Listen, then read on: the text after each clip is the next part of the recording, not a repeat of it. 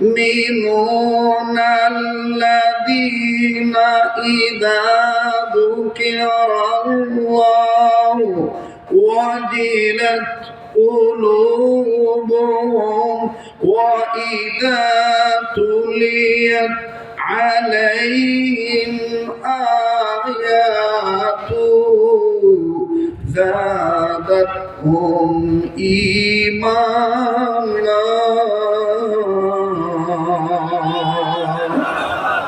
فأما الذين آمنوا بالله واعتصموا به فسيدخلهم في رحمة منه وفضل ويهديهم إليه صراطا مستقيما